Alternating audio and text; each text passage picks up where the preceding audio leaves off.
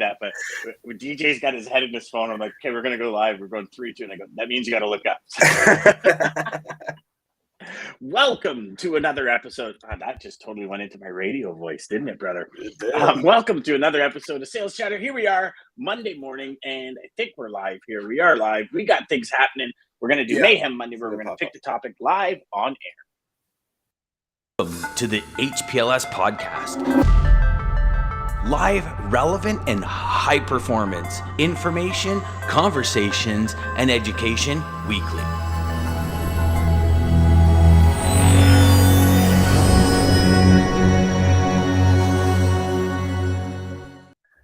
This was like a NASCAR race, man. We're talking head to head. I got 1 second difference. What do you see? I got a tie, actually. You have a tie. 9 o'clock and 59 seconds for both. That's what I have on mine. Okay, I have Mr. Jeff Dickinson in at 9 o'clock and 58 seconds. And then I have Lisa swooping in at 9 o'clock and 59 seconds. Thank you, guys. That is interesting. Thank y'all. Hey, welcome everybody to another week and another. You know what? Now is as we always say on Mondays, it's the canvas. What are you gonna paint? What are you gonna paint for this week? And DJ, I tell you, I've already got a hell of a friggin' painting going on this week. I tell you. So it's interesting, but it's the week is going to be. You got me, Jeff. Lisa says, yeah. Well, so far, yeah. I mean, we're gonna have to take the winner. So Jeff is the winner today. Yeah, exactly. So, are you ready, DJ? Let's dive right in, man, because I'm excited to see what this week holds, and we're gonna have to. I'm actually gonna have to. You know what I'm gonna do this week? I'm gonna sit down for a couple hours and create some new cards, because as much as it's 2 inches thick, I think we need it to be like 4 inches just to really get some good content out there. All right, you ready, buddy? We're gonna go from the back this time, because I tend to think DJ stops pretty quick, so we never really make it to the back. Ready? Do. Stop right there. I want the back. Okay, so we've done this. Map out your route for unstoppable results. Get your playbook together. Good one. So we did that one. Okay, so no problem. You know what? Why don't we just do? Hey, good morning, Felicia. Good morning, Felicia. So you know what? Let's do this. Anytime we get one that we've already done, let's just pick the one behind it.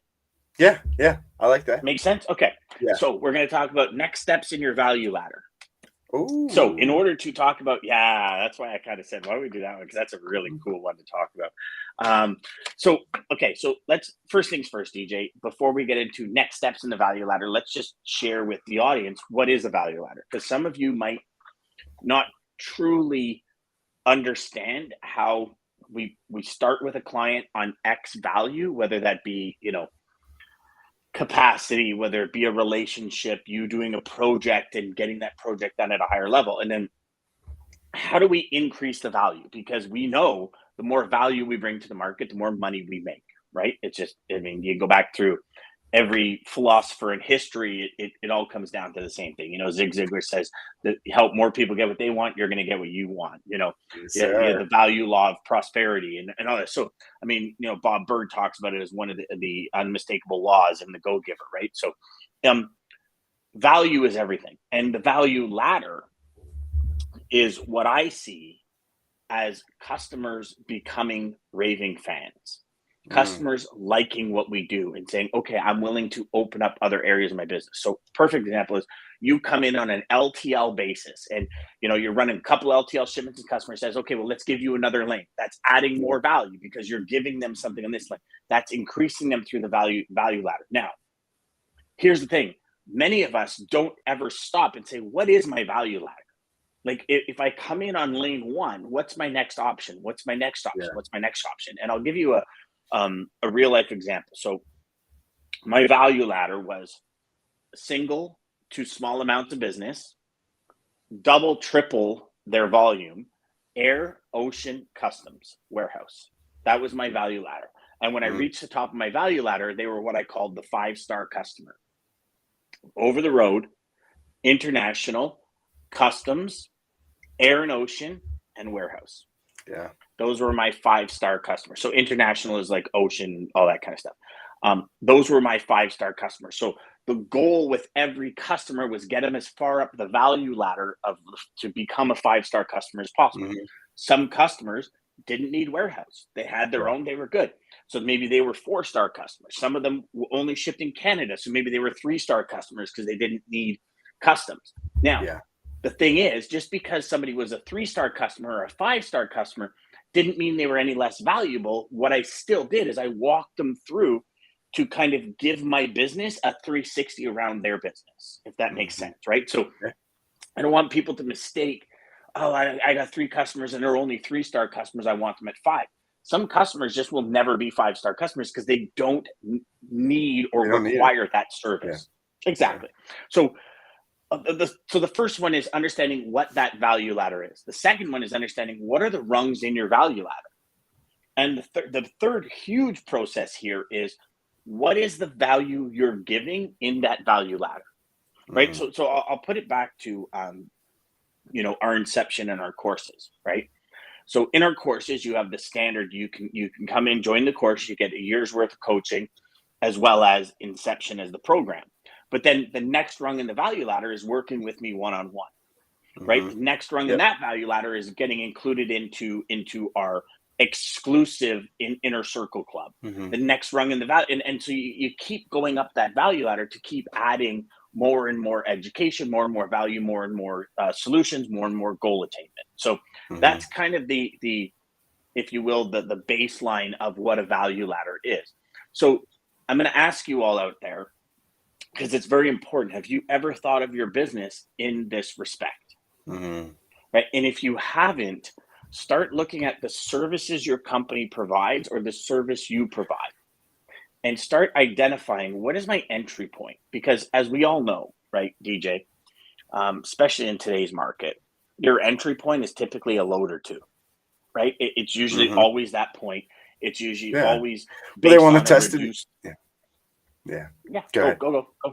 No, I was just going to say, they want to test you out. So usually, it is a load or two or just a lane just to see how you're doing. So, Yeah, even a quote, right? Yeah. So, and here's the thing, even a quote. So if somebody says, give me a quote, what value are you adding, right? And this is what's called a value stack. What value are you adding? So you could say, my quote is $3,000. Or you could say, my quote is $3,000. And what you get with that is you get your POD upon delivery. You get automatic updates at 8 and 4 p.m. every day. You start listing everything you're going to do for the client is what's called a value stack. So they look at it and they say, for $3,000, I'm getting all of this. Whereas this person or this other broker, for $3,000, I'm getting just this. Right? List your pickup and deliver. And I know some people are like, yeah, but Dan, that's normal. It is. But you see, here's the thing when it comes to the human psyche and psychology.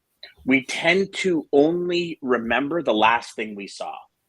So if we saw your price for $3,000 and somebody else's price for $3,000, but below your price, we have all this other stuff that we're going to give you, even though this person might give it to us, our brain doesn't make that connection unless we consciously make that connection and say, oh, well, I'm going to call DJ and see what DJ is going to give me here. It's so that value stack, you'll see it everywhere when it comes to digital marketing, right? People are like, well, here's your course, and then we're going to give you this worth $21,000. We're going to give you this. We're going to give you this. We're going to give you this, right? And it's like, but wait, there's more, right?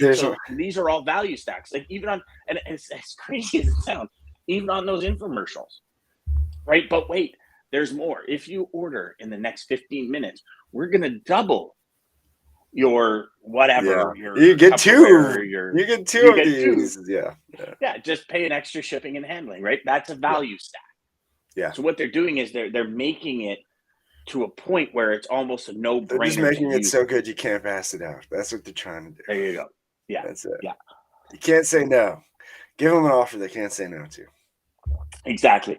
Now, if you really want, when you get into business and you start doing work with a client, if you really want to explode the business, set yourself a value ladder timeline. So say to yourself, right? I like that. Yeah. So, and this is a big difference between people that are consistently looking at scaling and people that only focus on the close, right? Because there's so much the close. Now, The close is the next logical step when you do the sale right. It should be the easiest if you did everything else right. Yeah. Exactly. What's the hardest is keeping the customer. Mm-hmm. And so what we do is we create a value ladder. So we say, okay, in this value ladder, and what mine was 5 loads. You call it the 5 TBB. So the 5 loads to better business. And so what happens was after 5 loads, I'd sit down with the customer and I'd say, okay, what do we do right? What do we do wrong? What can we improve on? Right. Okay. And then based on those answers, I would say, okay, can we get some more lanes? So I'm increasing the value ladder. I would do that for five loads. Depending on how well the 5 loads went, I would then go back after 5 loads and say, okay, can we talk about your rail, or can we talk about your ocean, or can we talk about something? So I was consistently setting a timeline for myself inside of my own calendar to create the next steps in the value ladder.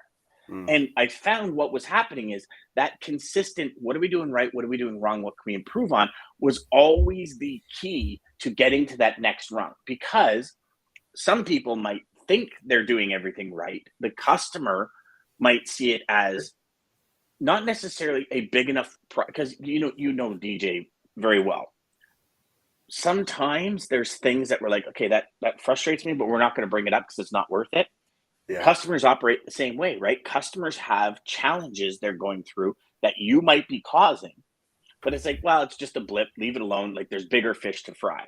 Yes. But if you don't identify that like what adds up, and then we get gunny sacked, right? I don't know any other way to you let that pimple sit too long, it gets infected and bad. Nice. I love that. Let's Centurion Trucking, look at you. You're in there. Hey, morning. I love that. Yeah. So we have got sorry, Lisa. Boom. I like that, Jeff. Apologize and then hit the nail on the head. Sorry, Lisa. Boom. I like that. Felicia says, Good morning, Felicia. And then Shajala. We'll call him Shah. I'm sorry.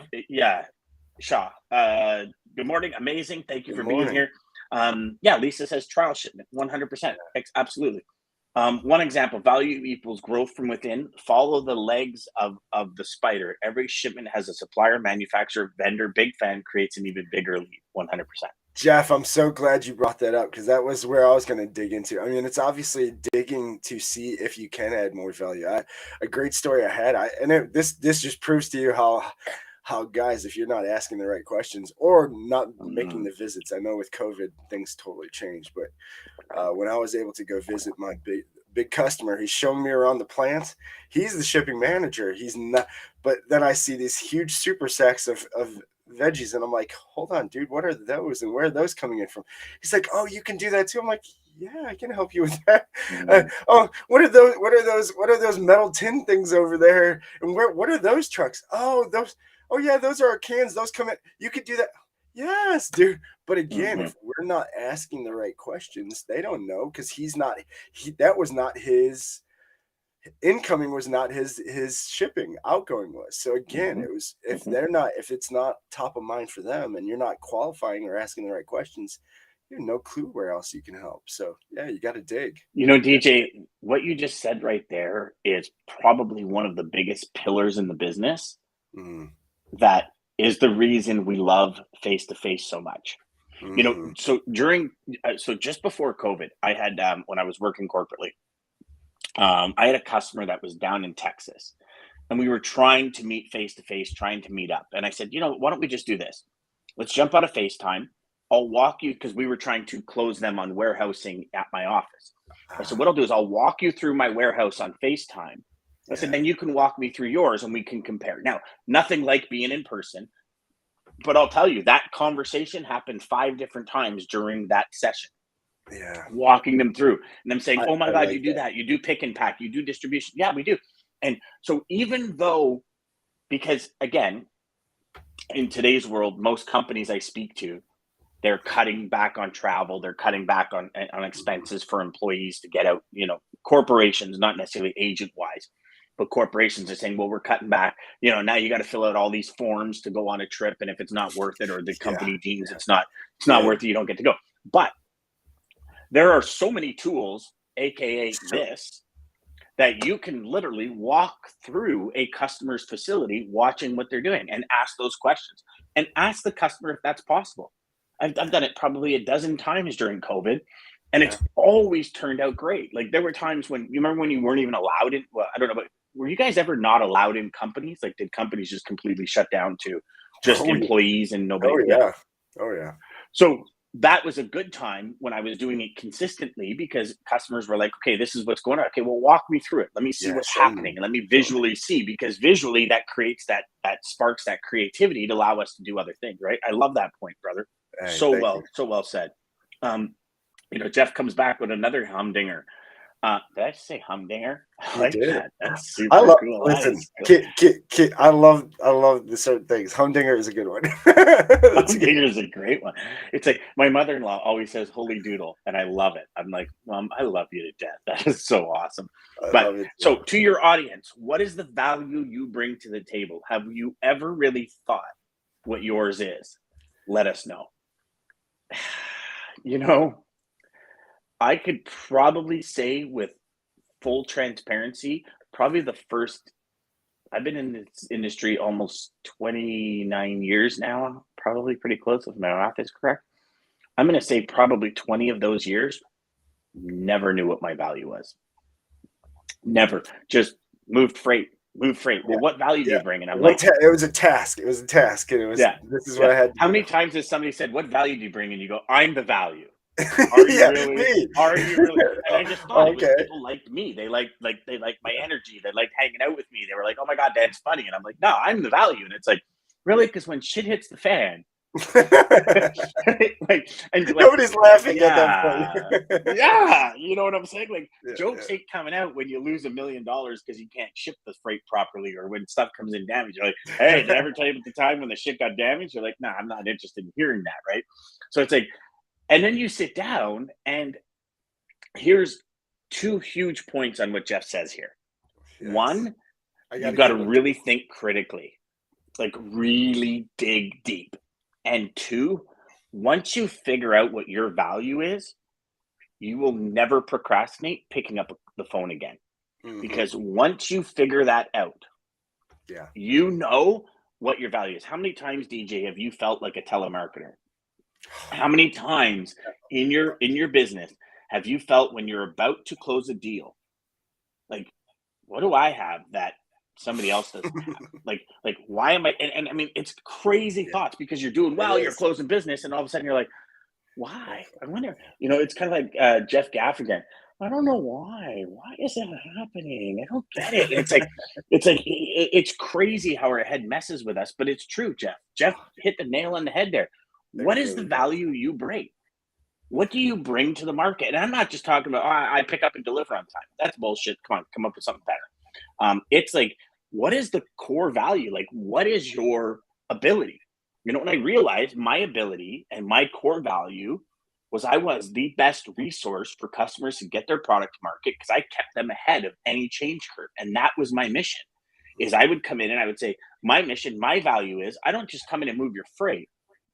I figure out what your goals are, and I put a complete process in place to help you achieve your goals by mitigating risk, mitigating shifts in the market, mitigating this. Like, I stay so far ahead of the market that when things happen, we'll already be doing it 2 weeks down the road, 3 weeks before. So, and that was the value I brought, because at that point in time, and we're talking, 10 years ago now, probably, because I've been out for a few, 10 years ago, people were like, you're going to help me achieve my goals? Like, you're not just somebody that wants to get in my wallet to move my freight. Like, it's like, and we would sit down, and this is where the timelines came in. In 60 days, this is where we're going to be. In 30 days, in 45, in 80, in 90, in 120, in 6 months, in 8 months. This is where we're going to be. This is the next 12 months of our life to march towards our goal.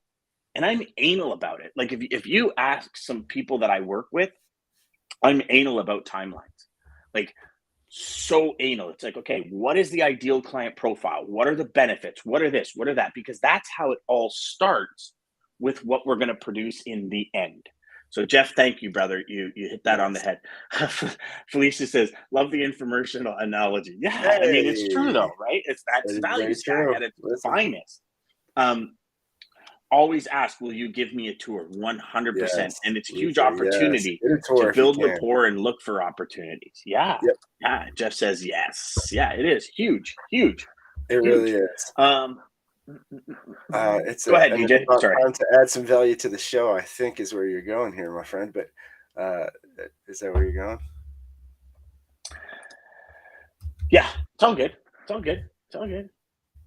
So, right. well, I mean, so what were you saying there? Sorry, DJ. You mean add value? Oh, I thought you were going to.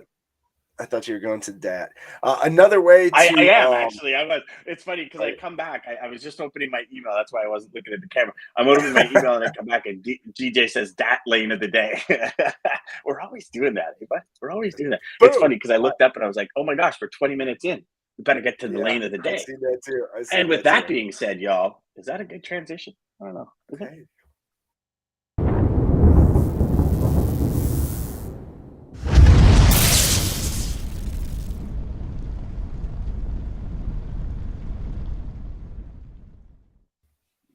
All right, everybody, here we go with the DAT IQ lane of the day. That was a total radio voice right there. You see how deep I went?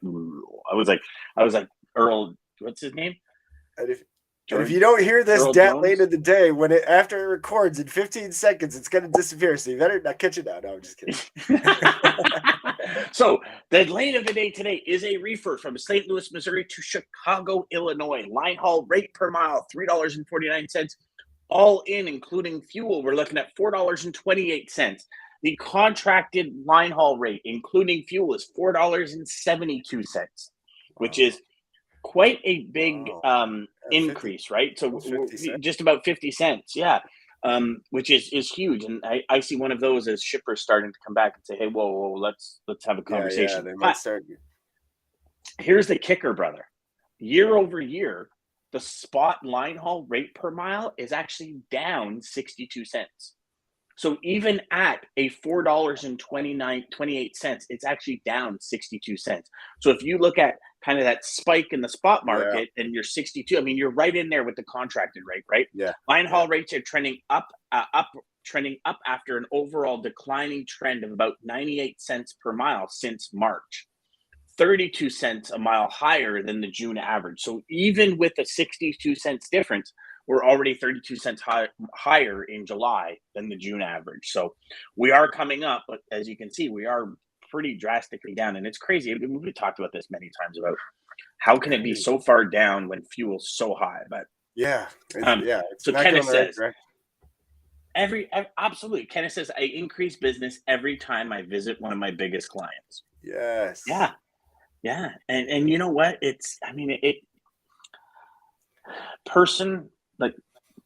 We all thrive on connection, right? Just human beings thrive on connection. We thrive on that personal experience. We thrive on sitting down with somebody across the table face to face, right? This is why, COVID, especially in kids, created huge amount of mental health issues, right? And it's why governments were saying we got to open schools because it's just not healthy. We're social beings, right? We need that interaction. Yeah, but here's the thing, and here's if I can share one thing with everyone: always try and think outside the box. So if you're in New Jersey and your customer's in California, and you might be doing a bit of LTL, and it's like, well, my company won't let me fly out there.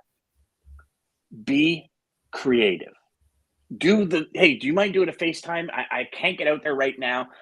Even tell them. I mean, be honest. Like, my company has a strict, process for me to book a meeting to get out there and see you. And I'm trying to book multiple meetings to make it, a whole kit and caboodle kind of thing. Because they'll understand, right? All of their time is being spent on other places. They might want to travel to other plants that they can't. Like, everybody's in the same position, I think. And especially when it comes to supply chain, because they're putting out fires left, right, and center. Like, they became firemen overnight. You know what I mean? Firefighters overnight. And, explain to them. And then maybe just say, hey, do you mind, like, if we jump on a Zoom or we jump on a FaceTime, can you walk me through the plant? Can you walk me through the process? I might have some creative ideas.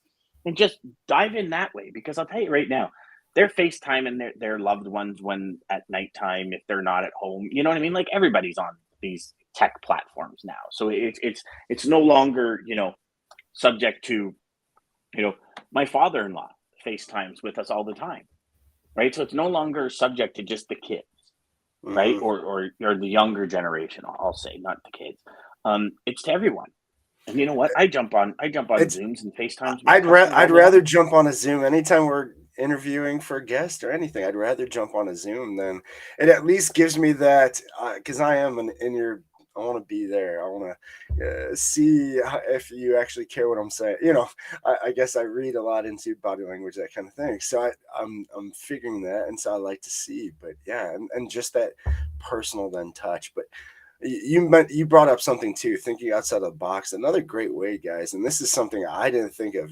It was a shout out to a guy I met from BNI, but he used BNI and just networking. So using like strategic partners, if you're in a networking group or just people you have, maybe it has nothing to do with your business at all, but it can help them. So like, for example, he uses utilities. A vendor in there can help with utilities or payroll services or something like that. I have nothing to do with that, but if you could just make that connection and say, hey, I have a great partner as payroll. You mentioned you guys are having issues with that. Maybe they can help you transition. Oh, now you're really bringing value, and they know that you're not even, there's nothing you're doing but making a connection and helping them fix them. And the value you bring there. Bang! You hit the nail on the head there, DJ. It's the reason we brought Mark Ridley in, because it's probably one of the last things a logistics salesperson thinks of. Hey, can I connect my customer with somebody to help them buy foreign exchange better? Right. Because you got to take it. If they're buying, here's the beautiful thing about it, right? Is value is exactly what you said. Value is not necessarily in that direct supply chain. Oh, I'm going to pick up from A to B. How can I add value in there? It's no. Pull out your Rolodex. I can't believe I just said pull out your Rolodex, but open up your phone to your list of contacts, and those people inside. How can they help a customer do something? And Mark Ridley is seeing more and more and more business in the logistics world, because if you get on a FaceTime with your customer and you walk through their warehouse and you're like, oh, where does that come from? Oh, that comes from Indonesia. Well, how are you buying that? Oh, I might be able to set you up with a conversion guy that can save you a point or two on the $4 million a year you spend in Indonesia.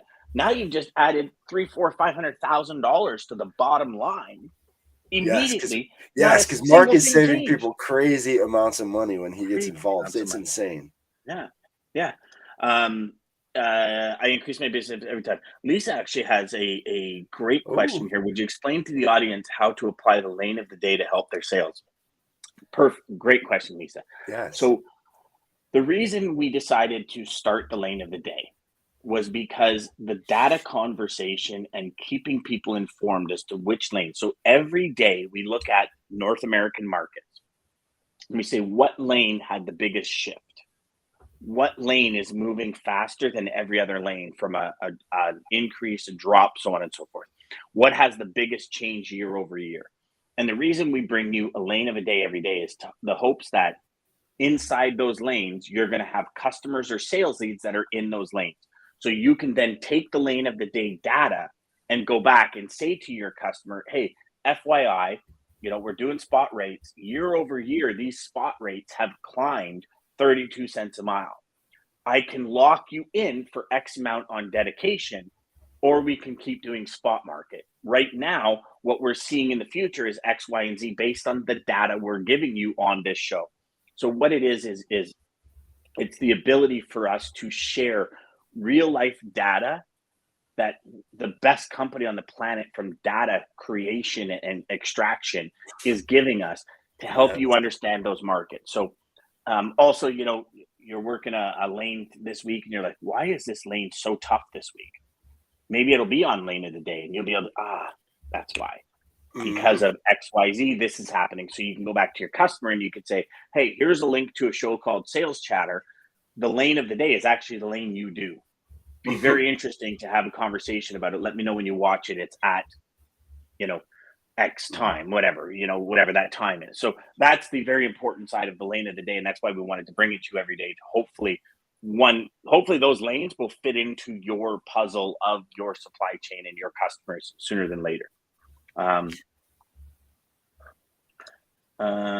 Lisa also says, how can they use the lane today to prospect for new clients? So very good example. So perfect example would be, hey, I noticed that, today's lane of the day wouldn't necessarily be a perfect example because spot rates are actually higher than contracted rates, but or actually lower than contract. So it would be actually a good example because it's actually lower than contracted rates. So you can go to people in those lanes, or if you have prospects in those lanes and say, hey, by the way, there's a shift coming. Prices are dropping. Not sure if you're in contracted or if you're on spot market, but it'd be a great time to lock in to secure capacity because as prices start dropping, carriers are going to shift to different markets where prices are higher. Exactly. Right. So then again, you'll be able to utilize that data to go in and do and build that knowledge base and become a resource and build that credibility for yourself because you're paying attention to the market. Jeff says, I've built several DJ. It is extremely beneficial. Yes. The strategic partnerships with 100%. Yeah. Sorry, I got lost there as to what that was. I think Jeff, I think you introduced me to one, so thank you for that, Jeff. But yeah, I agree. Mm-hmm. It's super beneficial. I can't believe that 30 minutes is gone. I know. It's fast, man. It's fast. Hey. Well, hopefully, you know what, great question. Thank you. Value ladder, get on it. Get on your value ladder. Understand. Yes. Figure out your value and figure out where you can add value. Strategic. Yeah, and have a plan. Every customer that's in your portfolio, you should have a 12-month plan for. And even if they are 5-star, what's the 12-month plan? Where do you want to lead them this year? Where do you want to lead them in 12 months? Where do you want to lead them in 6 months? Where do you want to lead them in 3 months? You have a project coming up. Maybe your value ladder is, where do I want our relationship to be after this program? Yeah. What do I need to do to bridge that gap? It's perfect. I agree. All right, DJ. Lisa nailed it. Lisa nailed it with that last one. So you want to throw that out. More tools in your toolbox. That's right. That's Monday Mayhems for y'all. So thank you for joining us as you do weekly. Nigel, hold on. Nigel jumped in. We got to throw Nigel's up there. Yeah, my man Nigel's here. Oh, Nigel, good to see you, brother. The only difference between selling and helping is just ditching 2 letters. Do it. Nice. Yes. Yeah, I like that. Yeah. Oh my gosh, I love that, Nigel. I might use that as a quote today. And now you know what I'm doing. I'm looking at helping, going, which 2 letters? What am I ditching? Well, I was wondering if you could pair something up with that too. Actually, that's funny. Yeah, you should have a show about value, how to find yours and apply it. Yeah. That's actually I'm glad I thought of that. That's a good idea, DJ. Yeah. See that? It's a good thing you thought of that, Dan. I know. I told Jeff about that before we got on the show. I said, you can have it, buddy. You can come back with a comment and you can have that. Thank you, Felicia. Thank you for joining us today. Thank you for joining. Jeff, thank you for that suggestion, brother. Yes, thank you. We're going to actually do that. We are live Monday through Friday, 9 a.m. till 9:30 Eastern Standard Time. Start your day right with us. SalesChatter Live. If you are watching us live, like and below down on YouTube. Like and subscribe down below. I'll explain what I'm on next. All right. Nigel's still coming in. We got to have you on again, Nigel, by the way. So hopefully we'll reach out to you soon about that. Do you see how Nigel plugged that? Now, guess what? Now we got to bring Nigel on because he hit us up. We have to bring him on for the value. We have to bring him on for when we talk about value. So let's work that out. Thank you to American Logistics Centurion Trucking. I seen Centurion. Thank you for the comment today. If we want to put that back up.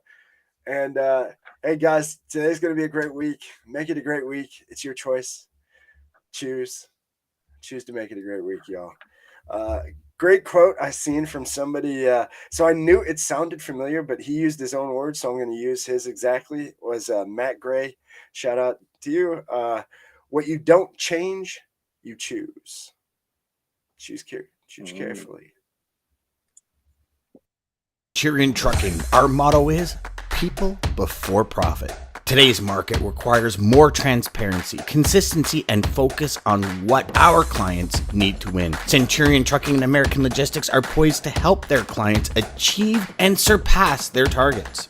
If you're looking for a team that honors your needs, dreams, and aspirations, then get a hold of Daman at American Logistics or Centurion Trucking and